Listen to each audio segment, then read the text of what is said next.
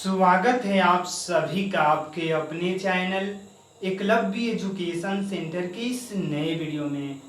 दोस्तों, आज की इस वीडियो में हम यह जानने का प्रयास करेंगे कि दिसंबर के महीने में भिंडी की खेती करने का सही रणनीति क्या है, और इसके साथ साथ यह भी जानने का प्रयास करेंगे कि दिसंबर के महीने में भिंडी की खेती करने के लिए हम कौन सी हाइब्रिड वैरायटी का चयन करें जिसमें ज़्यादा से ज़्यादा फूल और फल लगने की संभावनाएं हो सकती है।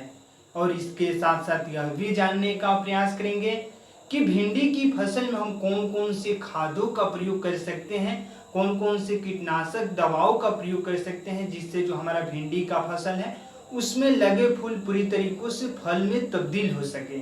यानी भिंडी की खेती करने के एक एक बिंदु पर हम विस्तार से जानकारी प्राप्त करने की कोशिश करेंगे इस वीडियो में। तो चलिए इस बेहद ही महत्वपूर्ण वीडियो की शुरुआत करते हैं। जैसा कि आप जानते हैं कि भिंडी एक ऐसी फसल है जिसकी खेती दिसंबर के महीने में करके निश्चित तौर पर हम 60 से 65 दिनों के अंतर्गत में अपने भिंडी की फसल से ज़्यादा लाभ प्राप्त करने में सफल हो सकते हैं।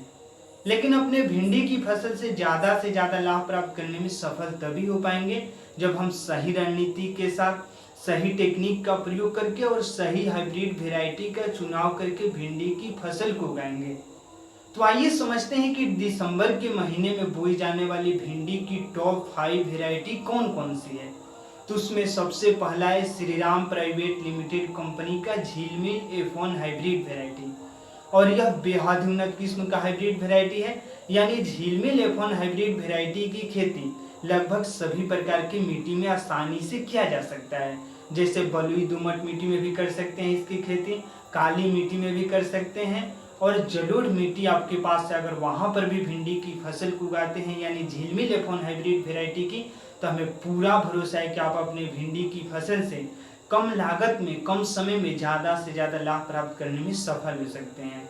और उसी क्रम में आगे की ओर बढ़ते हैं। तो अगला है VNR 999, यानी VNR 999 भी भिंडी की खेती करने के लिए बेहद उन्नत किस्म का हाइब्रिड वैरायटी है, और इसकी भी खेती दिसंबर के महीने में करके निश्चित तौर पर आप ज़्यादा से ज़्यादा लाभ प्राप्त करने में सफल हो सकते हैं। आगे की ओर बढ़ते हैं और अगले हाइब्रिड वैरायटी की जब कल्पनाएं करते हैं, जब चर्चाएं करते हैं, तो अगला है अर्का अनामिका और अर्का अभय। अर्का अनामिका और अर्का अभय भिंडी की एक ऐसी हाइब्रिड वैरायटी है जो येल्वेन मोज़ेक विषाणु से खुद की रक्षा करती है। यानी येल्वेन मोज़ेक वायरस या विषाणु कह सकते हैं। यह एक ऐसा रोग है जिसके कारण जो भिंडी की पत्तियां पूरी तरीकों से पीली हो जाती है। यानी भिंडी की पत्तियां अगर पूरी तरीकों से पीली हो जाएंगे तो निश्चित तौर पर उसमें फोटोसिंथेसिस की प्रक्रिया रुक जाती है, और जिससे जो हमारा भिंडी का पौधा है वह जल्दी से ग्रोथ करने में सक्षम नहीं हो पाता है, और उसमें ज़्यादा से ज़्यादा फूल और फल लगने की संभावनाएं भी कम हो जाती है। यानी येल्वेन मोज़ेक विषाणु भिंडी की सबसे खतरनाक रोगों में से एक है, और इसकी खुद की रक्षा कर देता है अर्का अनामिका और अर्का अभय। यानी यही वजह है कि मौजूदा दौर के काफ़ी संख्या में किसान इस हाइब्रिड वैरायटी की खेती करके निश्चित तौर पर लगने वाले भिंडी में लगने वाले रोगों से सुरक्षा प्राप्त कर रहे हैं। तो इस तरह से हम अर्का अनामिका और अर्का अभय की भी चयन करके निश्चित तौर पर हम अपने भिंडी की फसल से ज़्यादा लाभ प्राप्त करने में सफल हो सकते हैं। और उसी क्रम में आगे की ओर बढ़ते हैं और अगला है राधिका भिंडी सीड्स। यानी राधिका भिंडी भी भिंडी की खेती करने के लिए बेहद उन्नत किस्म का हाइब्रिड वैरायटी है। तो इस तरह से आपके सामने 5 ऑप्शंस मौजूद हैं। अगर इनमें से किसी एक का चयन करके और भिंडी की फसल को उगाते हैं इस दिसंबर के महीने में, तो निश्चित तौर पर आप भी अपने भिंडी की फसल से ज़्यादा लाभ प्राप्त करने में सफल हो सकते हैं। और इसके साथ साथ यह भी ध्यान में रखना होगा कि केवल एक बार अच्छे तरीकों से हाइब्रिड वैरायटी के चयन कर लेने से ही हम अपने भिंडी की फसल से ज़्यादा लाभ प्राप्त करने में सफल नहीं हो पाएंगे। हमें अच्छे तरीकों से उसमें खादों का भी प्रयोग करना होगा, अच्छे तरीकों से कीटनाशक दवाओं को स्प्रे करने के साथ साथ एक बार अपनी मिट्टी की भी जांच कर लेनी है जहां हम भिंडी की खेती करने के बारे में सोच रहे हैं। यानी अगर आप भिंडी खेती करने के बारे में सोच रहे हैं, अगर ये पहले भिंडी की बुआई से पहले एक बार अगर जांच कर लेते हैं अपनी मिट्टी की, तो आपकी मिट्टी में कौन कौन सी खादों की कमी है इसकी जानकारी प्राप्त हो जाती है। जैसे आपकी मिट्टी में अगर कैल्शियम की कमी है, फास्फोरस और पोटास जैसे खादों की कमी है, तो निश्चित तौर पर हम अपनी भिंडी की फसल से ज़्यादा लाभ प्राप्त करने में सफल नहीं हो पाएंगे। क्योंकि अगर अच्छे तरीकों से मान लीजिए अगर हाइब्रिड वेराइटी का चयन कर लेते हैं और उस मिट्टी में खादों की कमी है और उसकी पूर्ति नहीं कर रहे हैं तो निश्चित तौर पर वह जल्दी से ग्रोथ नहीं कर पाएगा। तो यह भी ध्यान में रखना होगा कि हमें पहले अच्छे तरीकों से हाइब्रिड वेराइटी के चयन करने के बाद अच्छे तरीकों से अपनी मिट्टी की भी जाँच कर लेनी है। अगर मिट्टी की जाँच कर लेते हैं तो हमें ज़्यादा से ज़्यादा लाभ होने की संभावनाएं बढ़ जाती है। और इसके साथ साथ जब हम पीएच वैल्यू पर बातें करते हैं तो पीएच वैल्यू होना चाहिए 6.0 से लेकर 6.5 के बीच में। अगर इस मतलब पीएच मान के अंतर्गत में आपकी मिट्टी का पीएच मान रहता है तो निश्चित तौर पर आप अपने भिंडी की फसल से ज़्यादा लाभ प्राप्त करने में सफल हो सकते हैं। क्योंकि अगर इस तरीकों से पीएच मान रहता है तो उसमें न्यूट्रिएंट को एब्जॉर्ब करने की क्षमताएं बढ़ सकती है। तो हमें पीएच मान पर भी बल देना होगा, अपनी मिट्टी की भी जांच करनी है और इसके साथ साथ यह भी ध्यान में रखना होगा कि जैसे ही हमारे भिंडी की पौधा लगभग 20 से 25 दिनों का हो जाए तो उसमें हमें सही रणनीति के साथ एक बार खादों का भी प्रयोग करना है। यानी खाद के रूप में हम नाइट्रोजन, फास्फोरस, जाइम, जिंक जैसे खादों का प्रयोग कर सकते हैं।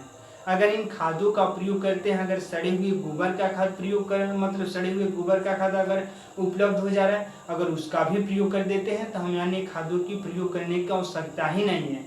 क्योंकि सड़े हुए गोबर की खाद में लगभग 6 प्रकार के न्यूट्रिएंट होते हैं। यानी उसमें सड़े हुए गोबर के खाद में नाइट्रोजन, फास्फोरस, जाइम, जिंक, बोरान जैसे एलिमेंट होते हैं। तो इस तरह से हम सड़े हुए गोबर का खाद प्रयोग करके निश्चित तौर पर हम अपनी भिंडी की फसल से कम लागत में ज़्यादा से ज़्यादा लाभ प्राप्त करने में सफल हो सकते हैं। और इसके साथ साथ जैसे ही हमारे भिंडी के पौधे में फूल लगना शुरू हो जाए तो उस समय हमें एक बार कीटनाशक दवाओं का भी प्रयोग करना होगा। यानी कीटनाशक दवा के रूप में परफेक्ट 404, रोगार का प्रयोग कर सकते हैं। और इसके साथ साथ चेरी प्लस होता है जो पौधे में फूल लगने मतलब फूल लाने की संभावनाओं को बढ़ाता है।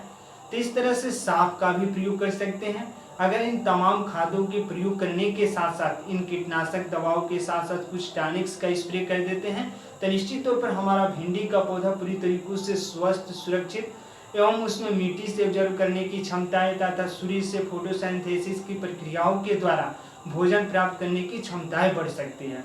और जिससे जो हमारा भिंडी का पौधा उसमें ज़्यादा से ज़्यादा फूल और फल लगने की संभावनाएं भी बढ़ेंगी। अगर इन तमाम प्रयोगों को करते हैं इस दिसंबर के महीने में अपनी भिंडी की खेती करने के दौरान तो हमें पूरा भरोसा है कि आप अपने भिंडी की फसल से ज़्यादा लाभ प्राप्त करने में सफल हो सकते हैं। और यह भी ध्यान में रखना होगा कि भिंडी की फसल में हमें समय समय से मतलब सिंचाई भी करना मतलब सिंचाई करने पर भी हमें बल देना है। अगर केवल खादों का प्रयोग करते हैं और सिंचाई नहीं करते हैं तो हमारा भिंडी का पौधा नुकसान भी हो सकता है। तो इस तरह से पहले हाइब्रिड वेराइटी का चयन करना है, उसके साथ साथ मिट्टी की जांच कर लेना है। बुआई के लगभग 20 से 25 दिनों बाद हमें अपने भिंडी की फसल में अच्छे तरीकों से खादों का प्रयोग करना है और सिंचाई समय समय से करते रहना है। और जब भिंडी के पौधे में फूल लगना शुरू हो जाए तो उस समय हमें एक बार कीटनाशक दवाओं के साथ साथ टॉनिक्स का स्प्रे कर देना है। तो आज की इस बेहद ही महत्वपूर्ण वीडियो में बस इतना ही। अगर आप हमारे चैनल के साथ नए जुड़े हैं और वीडियो अच्छा लग रहा है, कुछ सीख पा रहे हैं इस वीडियो के माध्यम से, तो हमारे चैनल को कर दीजिए सब्सक्राइब ताकि हमारे द्वारा अपलोड किया गया हर वीडियो आपके पास सबसे पहले पहुंच जाए। और हम तथा हमारी टीम भी उत्साहित महसूस करें कि आपके दिसंबर के महीने में भिंडी की खेती करने की सही रणनीति में हम थोड़ा सा भी सहयोग करने में सफल हो रहे हैं।